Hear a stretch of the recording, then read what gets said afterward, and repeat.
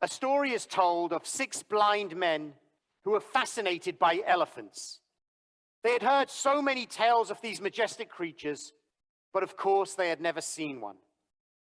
One day word came to them that an elephant had arrived in town, and so they all set out to meet the animal. The first man touched the elephant's side and declared that the beast was exactly like a wall. The second felt only the tusk and deduced that elephants were round, smooth, and sharp, just like a spear. The third happened to take hold of the trunk and realized that both his friends were wrong, because elephants were like snakes. The fourth, grasping one of the legs, was shocked at how his friends had erred, because he was certain that elephants were round and tall like trees. The fifth, who was also the tallest, happened to take hold of the elephant's ear and realized the others were mistaken, declaring that the elephant was exactly like a huge fan. The sixth had grasped the tail, and he could not believe all the fuss from his friends, as an elephant was just like a piece of rope. Soon the elephant moved on, and from that day forward, the men argued about it, with certainty in their respective rightness, and convinced their friends were mistaken. In this parable from the Indian subcontinent, all of the men claim a truth that is based on their own limited personal experience. They all encountered the elephant, they all touched the elephant, but they all emerged with different and opposing understandings of what an elephant was.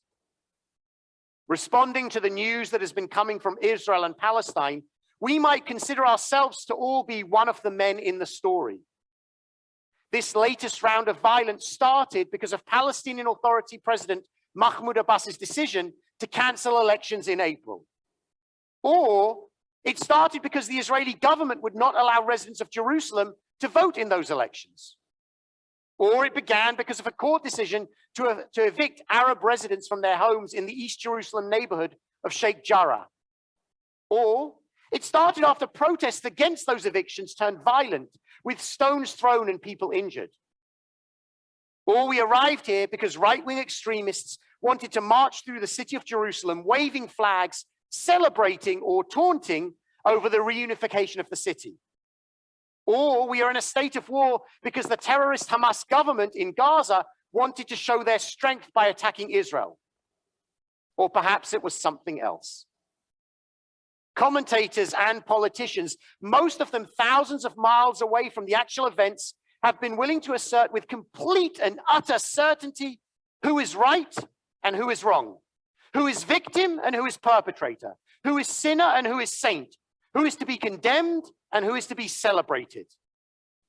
Our social media world of Facebook and Twitter have opened the door or the screens for anyone and everyone to claim expert status, asserting that their opinions are facts, their perspectives are truth, and that they are right while all others are wrong.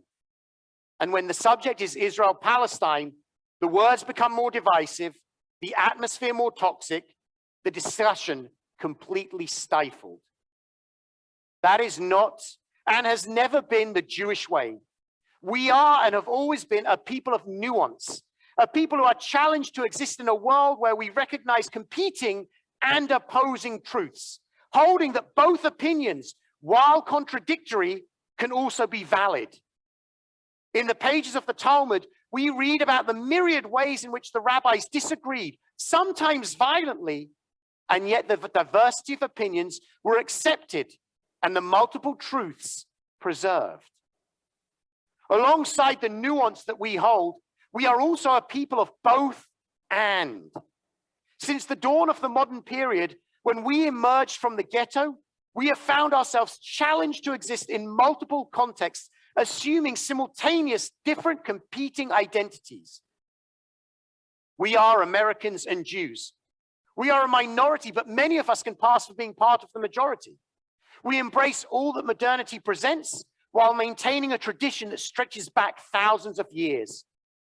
And we have always found the way to balance the particular and the universal in our Jewish identities. We are B'nai Adam v'Chava, the children of Adam and Eve, as part of humanity, reaffirmed as B'nai Noach, the children of Noah. We are B'nai Avraham, the children of Abraham, as a specific group, but also as one of many monotheistic faiths. And then we are B'nai Israel, the children of Israel, the particular identity in the midst of the greater whole. In this world of nuance and both and, I can assert with complete dedication and commitment that I believe in the preservation of Israel as a Jewish and democratic state. And I am also completely committed to the establishment of a Palestinian state alongside it as a peaceful neighbor. I am comfortable in my ability to mourn both the innocent Jewish victims and the innocent Palestinian and Arab victims as the terrible price that is once again being paid for this conflict. And I am willing to condemn the voices of terror and extremism on both sides who are fanning the flames of hate and encouraging the violence to further their own despicable agendas.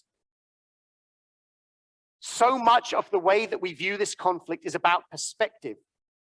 If you zoom in to the streets of Gaza, you see a people who are suffering every day, living in what has become one of the worst places on planet Earth.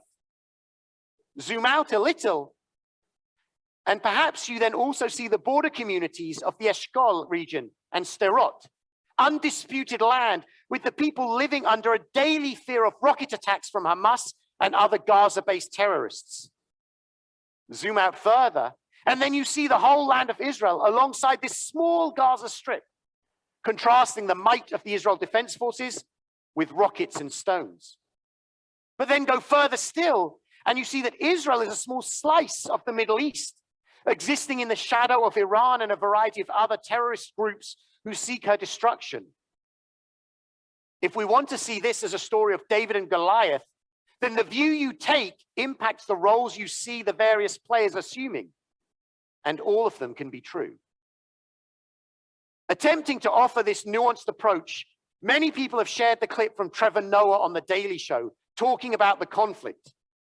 Despite the historical inaccuracy, as there was no Palestinian state for the British to conquer, they took the land from the Ottomans. I did appreciate much of what he said in the first half of the segment. But then, as he gave the numbers of dead and injured, numbers that are difficult to hear, he claimed it's not a fair fight, and he asked us to set aside motives and intentions. The problem is that the motives and intentions can't be ignored. Hamas, as a terrorist organization, has in its charter the destruction of the state of Israel. Their aim is not for a peaceful two-state solution. Their aim is one Palestinian state. Unfortunately, for the people of Gaza in pursuit of this vision, the mounting casualties actually help them, because we can see from Mr. Noah's own words how it plays out in the court of public opinion.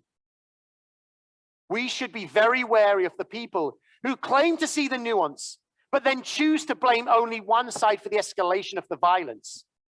In that debate, the Israelis and the Palestinians become a football for politicians and others to kick around, furthering their own agenda at the expense of the people who are suffering from this conflict. I particularly worry about the rhetoric around Israel and Palestine and the way that it is affecting our young people.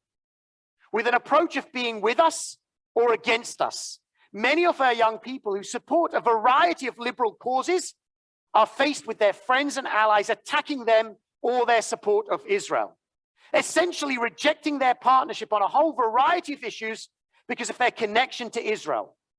They are kicked outside the tent of liberalism because of this one nuanced, complicated subject. For these groups and conversations, it is worth noting that Hamas, as the rulers in Gaza, are the same people whose courts have ruled that a woman needs her guardian's approval to travel. And they are the same group who have executed their own citizens for the supposed crime of being a homosexual.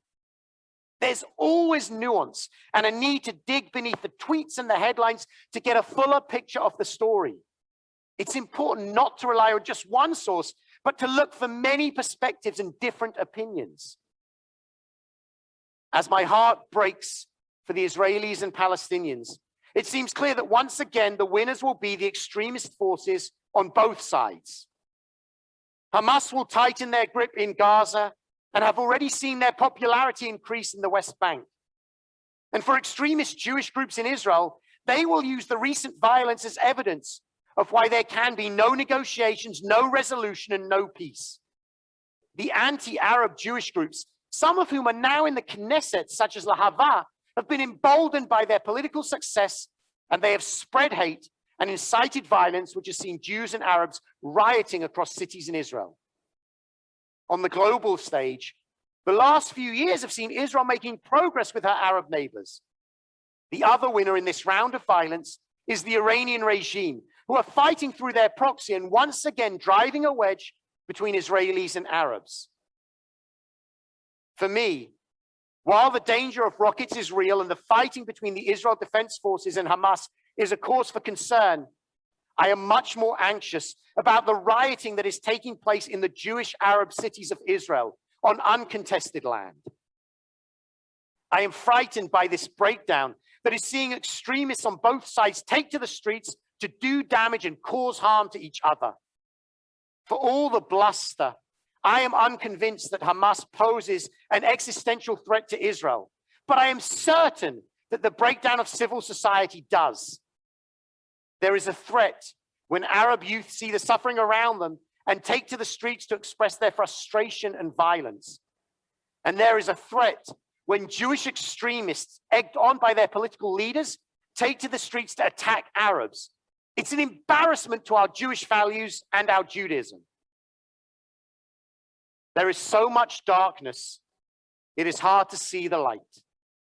But I want to remind us that before this latest round of violence, negotiations were taking place for the establishment of an Israeli government that would have been formally supported by an Arab political party.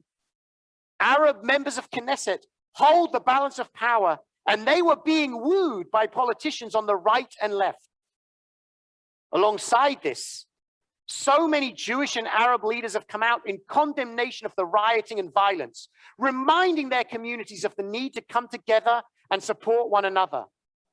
There has been unity in their message, a reminder of the values that we share, and a refusal to allow the extremists to define Jews and Arabs as enemies. And I have been struck by the photographs on social media. Pictures of Jews and Arabs handing out flowers, standing to get together and declaring, "Lo b'shmi," not in my name. There have been riots and protests of hate, but there have also been so many demonstrations of love and solidarity, of peace and friendship, of unity and support. Perhaps this moment was the wake-up call that the country needed to prioritize and work aggressively together as Jews and Arabs for peace, equality, and social justice. As I watch from a distance, my heart breaks for all those who are suffering, for those who are living in fear, and for those whose families have had to bury innocent loved ones. As I watch from a distance, I can see how the extremist forces on both sides, the seemingly sworn enemies, actually end up strengthening one another through the latest round of violence.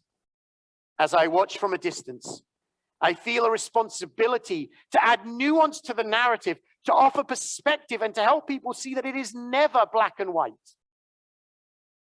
In the Torah, we read, "Tzedek, tzedek tirdof." Justice, justice shall you pursue. In trying to explain this verse, the Talmud suggests where two boats sailing on a river meet, if both attempt to pass simultaneously, both will sink. Whereas if one makes way for the other, both can pass without mishap. The Talmud is suggesting that the repetition of the word justice is a reminder that there can be competing, opposed claims to justice. There is always nuance, a need for both and. Extremists on either side will tell us that there's a choice, a right and a wrong. But when we follow their path, ultimately the result is that we will all sink together, united in our enmity. The Talmud offers a different way, and it is the only way that we can survive. We must make space for one another. We must make space to allow contradictory truths to be heard. We must make space to recognize competing claims. We may be thousands of miles away, but we can still raise our voices. We can mourn with those who have lost innocent loved ones. We can offer support to those who are frightened, and we can help make the space that is truly needed the space to live side by side in peace. Shabbat Shalom.